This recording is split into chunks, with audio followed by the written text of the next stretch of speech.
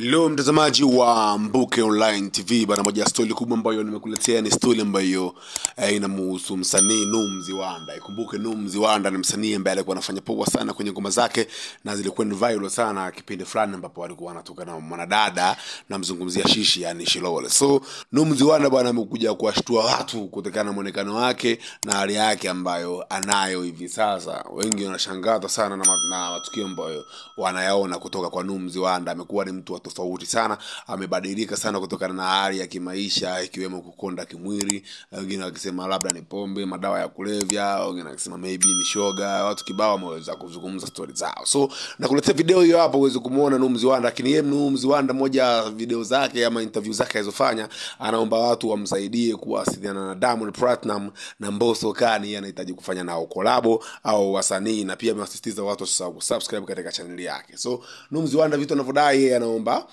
jamii nyinyi mumfikishie taarifa Diamond Platnumz kwamba Nuh Mziwanda anahitaji msaada wake kwa kiasi kikubwa, hasa kwenye issue ya collabo. Sio Diamond Platnumz tu, hapana, lakini pia Mbosso Kani na wasanii wengine ambao wanafanya vizuri. So ni yapi maoni yako kuhusu Nuh Mziwanda? Tazama video hii hapa alafu niambie Nuh Mziwanda unamsemaje ama unasema nini kuhusu Nuh.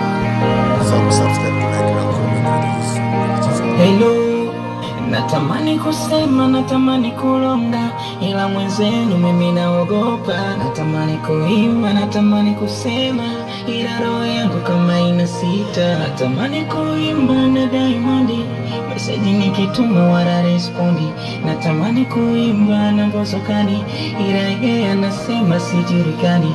Takazuchu tufanye ngoma iwe sukari, wanasema nifate shishi, labda nitaacha pombe kali.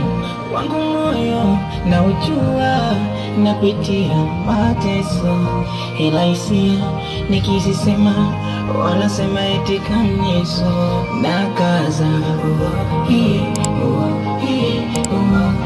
wauni, nakaza kudadadadadadaleki wauni, nakaza nakaza wauni, nakaza.